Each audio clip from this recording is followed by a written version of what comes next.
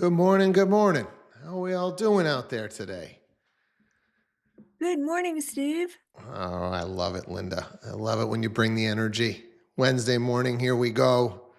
Anybody have something going positive in their world that they'd like to share with us? Oh, pick me.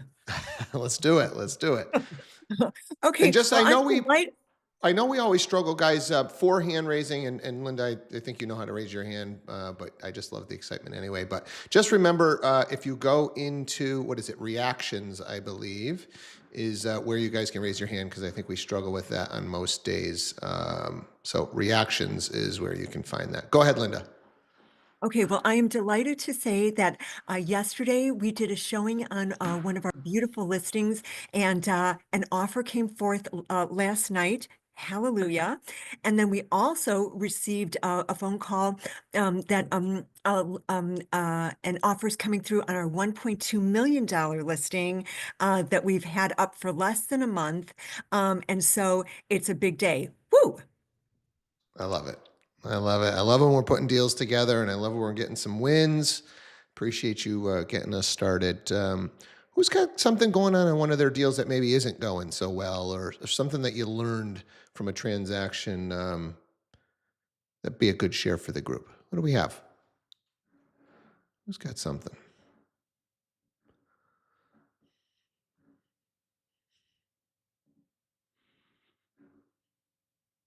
Go ahead, Steve.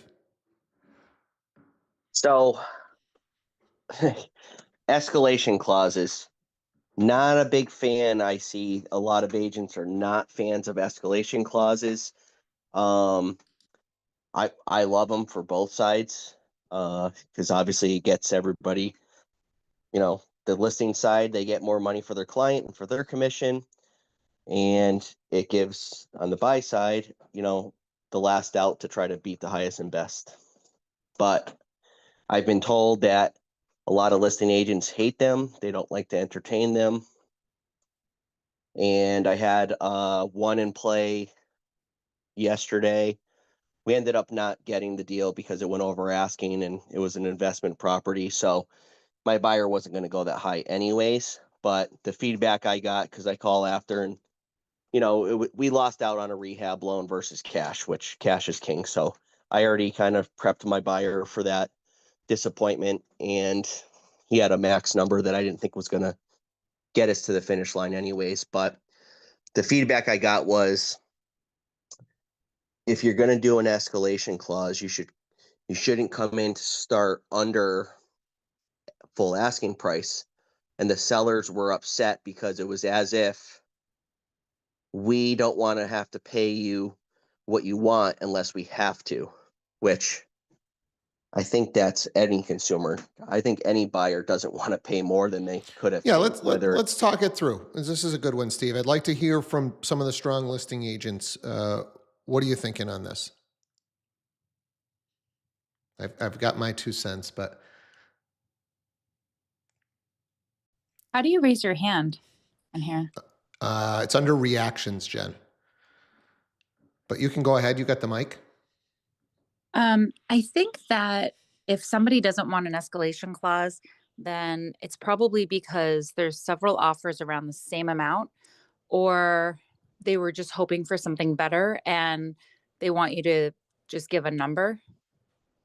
But otherwise, I think that they're good, especially if you have the amount that you're willing to go up to.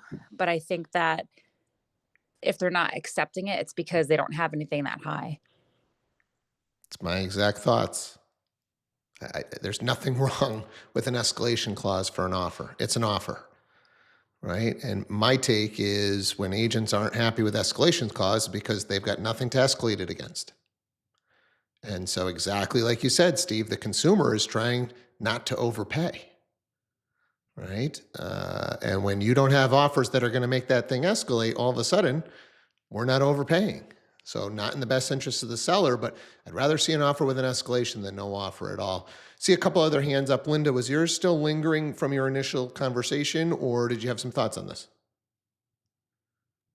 Um, I like them very, very much. To Steve's point, I think they're great to use either on the buy side or the sale side. So, and to Jen's point, it sort of shows your hand a little bit. If you don't have too many other offers or any offers. So I think but I think they're wonderful. And it might be that some agents don't like them because then they start getting into a zone where they're concerned about appraisals. And so that's where it can, become a little tricky, but that's when you have to really talk to your sellers about what could happen with it if they want to accept keep going higher on their offer, and discuss, if we do accept this, assuming that there are multiple offers and it is driving it up into sort of a dangerous zone, here's how this could play out. And then you have to realistically in your mind decide what you're going to do in the event that it does not appraise this high. But I think it's really critical, again, just from the listing perspective, it's all about the strength of the offeror, right? And it's really easy to just let escalation riders and driving price up be very exciting to your seller, but look at the strength of the offer, and is this a deal that's going to go through, or is it just somebody who wants it and is throwing out a number and they just are saying anything, but they could get buyer's remorse in the end, and so on and so forth. So there's a lot of things to consider if they start thinking, oh, well, I've overpaid for it. So it just requires more work on the part of the listing agent in talking through scenarios with their sellers if there are multiple offers that are driving the thing up. And just, then you have to look at, these are the possible outcomes, and let's play this through what could happen and what realistically will happen. And if this plays through, then how will we handle it? So it just requires, I think, more work on the part of a listing agent, and maybe that's why some aren't interested. I'm sure they'd be interested if you were going to escalate $10,000 over their currently highest and best offer, which was already over listing price. And right, it all comes back to the terms. How are they not going to be happy with an escalation that's $10,000 over what they have? Right. That's at the end of the day. Chris, your hand's been up for a while. What do you got? I feel very strongly on this topic, and I'll Well, even first of let all, you first see. of all, can I just say thank you for turning the video on, because it just Well, makes I this. was naked before, Steve. You probably wouldn't have wanted it. All right. Well, I would love to hear your thoughts. Go ahead. Um, to what Linda said and Jen, like I love escalation clauses. I honestly do, for my buyers and for my sellers. What was said in the beginning by the first agent about coming in under asking, and then escalating, that is 100% an insult. Like I would think that would be a terrible thing for an agent to do, because you're saying that you believe this house is worth up to this amount and that's what you'll pay for it, but then you're coming in under. So it's almost like you want to screw them to start off. That's never going to be a happy moment for a seller. So that's the first thing. The second thing is, you said, who's not going to love something 10,000 over what they have?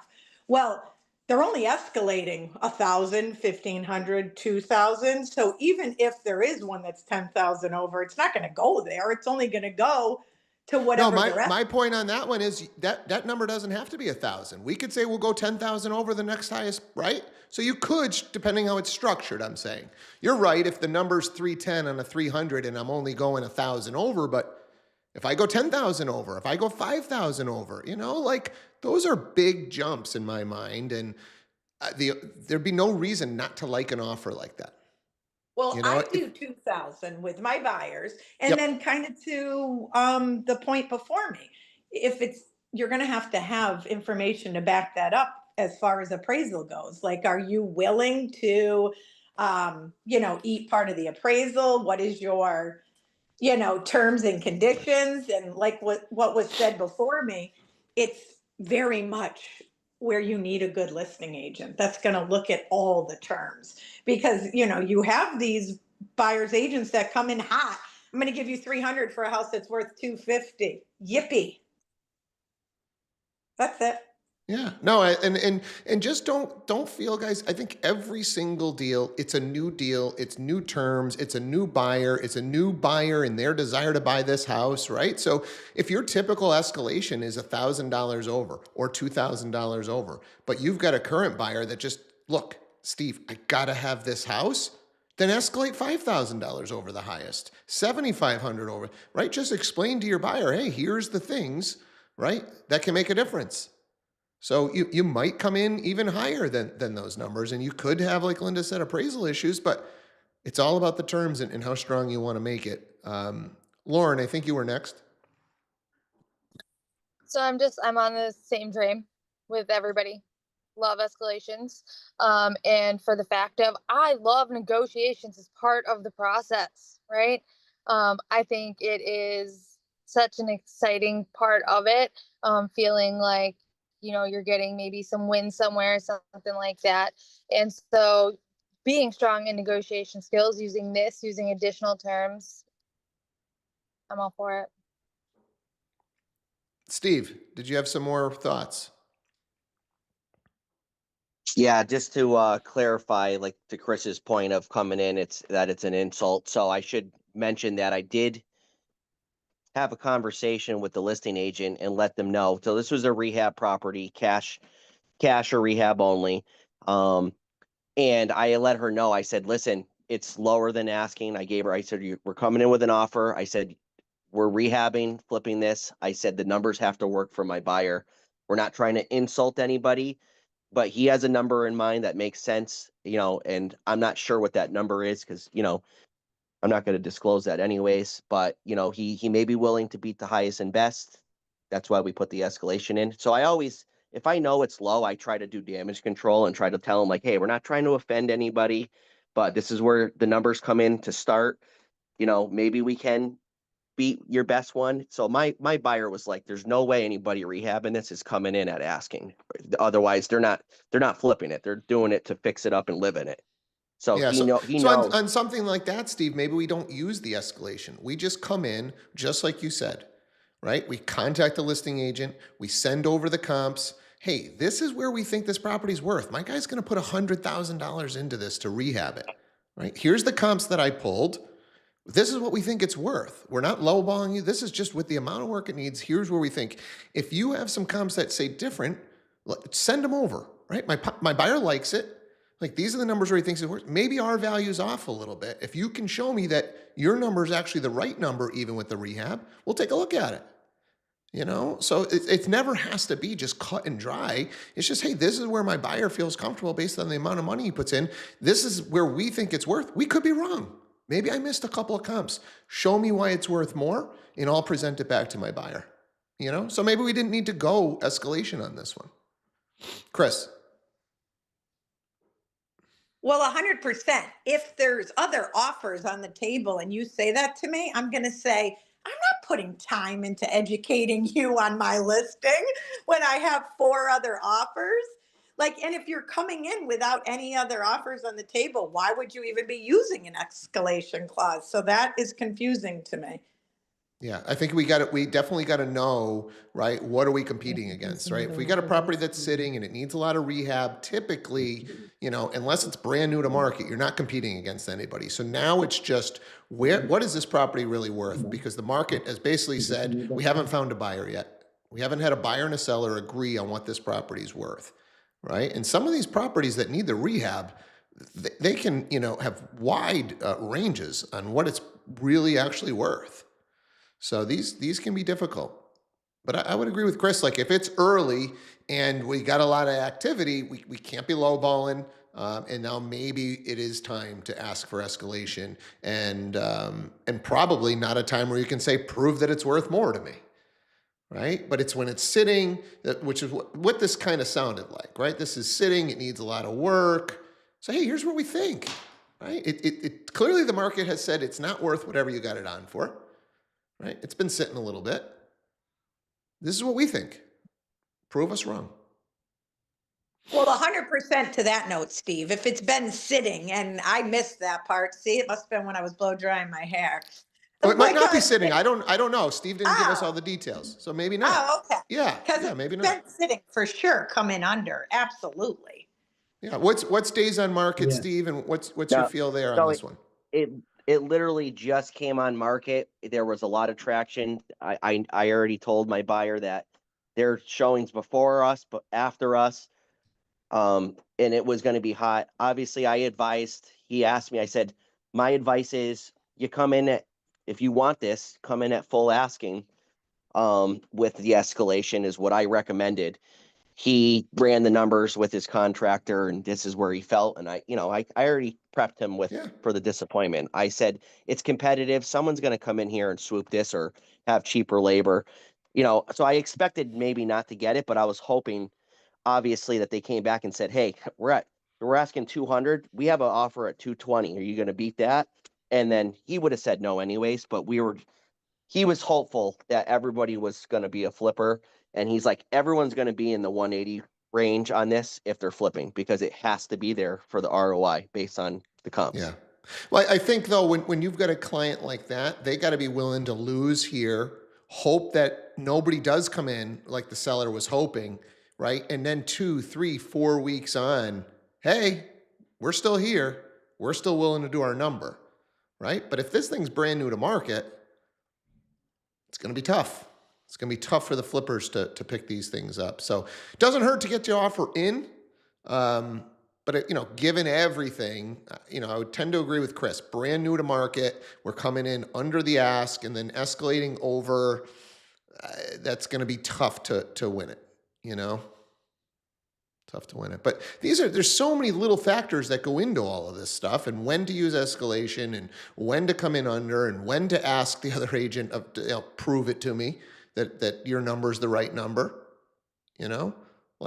So these are good. These are really good discussions so that everybody can kind of hear what are the different little things that the listing agent is considering.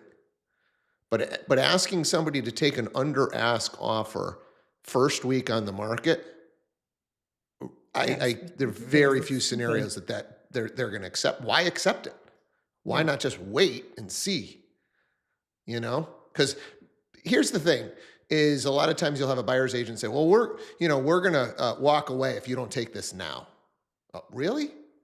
If I come back to you in a week, right? If I let this thing play out and I come back to you in a week, your buyer doesn't want it anymore at that same number? That's hard to believe, right? If they don't want it at the same number in a week, were they going to back out of this deal if I took it? So these are some of the games and some of the, you got to figure out, right? It's all a negotiation. Who has the leverage? Any other thoughts on this one?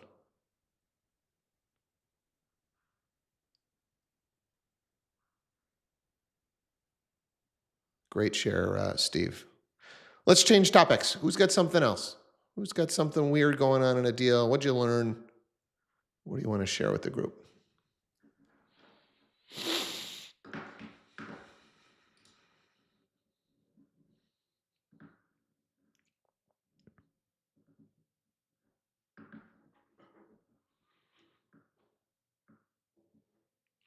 Well, I am going to share a communication strategy with you guys. I am really been loving Ask Vin and his communication stuff. I think he's a great follow on social. And I think as we try and level up our game, communication and your communication skills are extremely important. I think these are, we do our script and role plays. We have our AI bots that we can practice with, but really leveling up can be the difference between the top producers and the people that are just getting by or that don't make it. And there's so many different little things that you can do to improve your communication. And I've been following Vin quite a bit, and I've got a bunch of his stuff kind of teed up for us to take a look at. But let's start with this one. Let's see here. Get this right. This is the art of the pause. Let's listen. You pause. The first thing is you give people time to process what you're saying.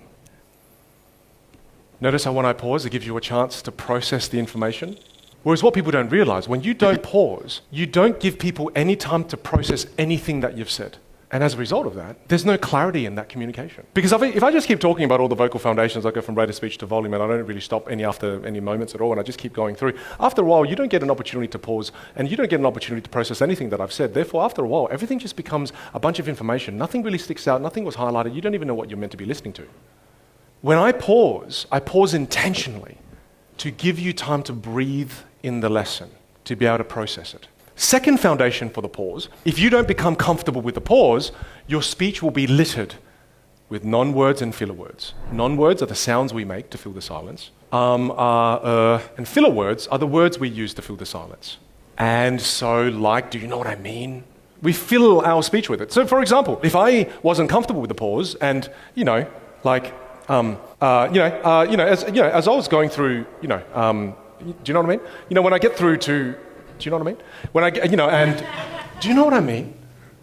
It's called verbal clutter. And when you've got lots of ums and ahs, what it does is it decreases the clarity of your message dramatically. When you pause, the first. So I think there's just so many different times that we can use this in our real estate careers. And I think I am more of I'm going to tell you everything. I'm going to drive home my points.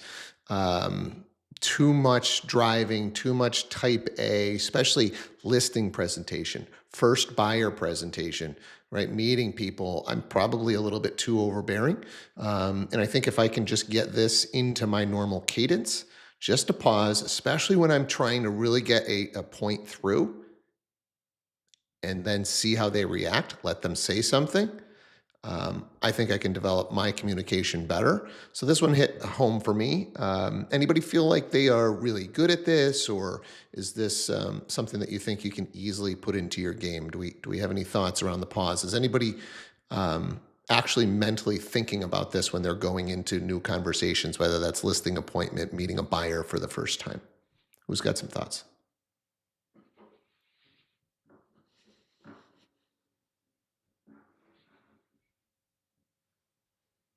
Steve. So I've only done the buy side to date, but what I've learned, because I always ask for feedback, if somebody goes somewhere else or they had another agent and stuff, and what I'm just trying to be mindful of is sometimes maybe talking less and just listening more when you're at these, and let them, kind of guide it, rather than. So I had some feedback. I was asking about the wood floors, for example, and they needed to be redone. So I asked them, I said, what do you think about the wood floors? It's, is that a deal breaker for you? And then I kind of mentioned, yeah, I said, you can get these done, redone pretty, price per square foot's pretty reasonable. I said, they'll look like brand new. And the feedback I got was they thought that I was trying to sell the house to them, which I didn't think it was a winner at all based on the basement itself and the kitchen. But and I'm sitting here and I'm like, I have to be mindful of what other people are taking my words, and sometimes maybe talk less. So maybe I should have just said, what do you think about the wood floors, and left it at that and let them talk, rather than putting in my 2 cents of, you can get these redone, because they took that as I was trying to sell them that house and I'm the buyer's agent. Yeah. Yeah, I think when you ask that question, right, just to kind of get a feel for where they sit, and then go into the education, right? So I think it's asking the question, then it's the pause, right? So it's not just asking to ask; it's asking to actually listen. 2 ears, 1 mouth, right? Listen, but then you got to educate. That's our role as agents, is we've got to educate, but we got to see, what are they thinking. And I think that pause can really help. The famous story that I always tell around the ask is my first mentor in real estate told me, always ask for the offer. You just never know. And I just felt like that was a little bit pushy, right? And he told me a story, a property they went into. People just could not stop saying enough bad stuff about the house, right? And so he got in his car, he went off, maybe there was a second showing, or they call up later, hey, we want to make an offer on that. Like, just blown away, blew his mind, didn't even think to ask. about the offer, right? So just trying to understand a little bit more about what their thought process is. Hey, doesn't sound like this property was going to be a good fit for you, but I just have to ask, just want to make sure, right? Nothing that you'd want to make an offer on, right? Because sometimes when you don't love a property, you might still be loving it at a lower price, right? And so if we've got something that's sitting for a little bit, hey, you know what? Maybe you don't love it at this price, but you seem to like the neighborhood. You seem to like the yard. Yes, I know it needs a lot of work. So I think asking those questions and just kind of seeing, like you said on the wood floors, just what'd you think of the floors? What'd you think of the house? Just trying to get a little bit of a feel, but then you've still got to educate, right? I know you were complaining about a lot of these little things, but it's been sitting for 3 weeks. We might be able to come in a little lower. So yeah, Chris, I love that. What's holding you back on this property, right? That's really a great question to throw out to people, right? Because a lot of times we're guessing. We think we might know, but we don't know, right? Because if we can get them to say, we love it, but, then we can go, maybe we can get it for cheaper. Maybe we can get them to fix that. Maybe we can do a rehab loan, right? So that's great advice. If you leave this call with anything, use that. What's holding you back on this property? And if it's something that you just can't fix, then there's nothing we can do. Just don't love this neighborhood. Man, I just didn't think this street was going to be as busy as it is. Okay. Martin. I actually had that happen to me this weekend where same thing. The boyfriend, this has to be done. This has to be done. Everything was completely negative. And she calls me on Monday morning, say, yeah, I want to make an offer. I'm like, oh, okay.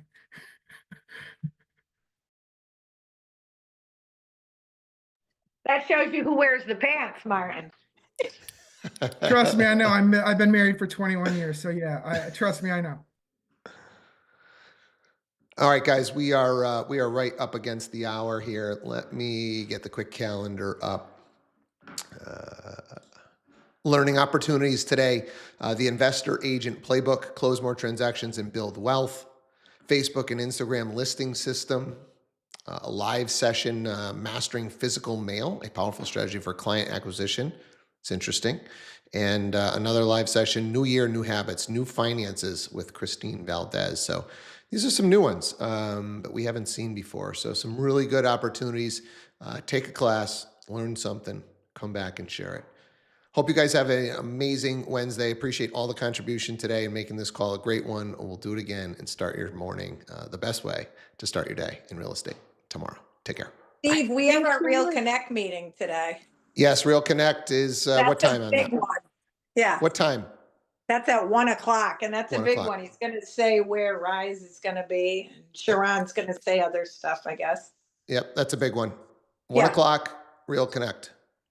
All right, guys, have an awesome Wednesday. Thank you. Thank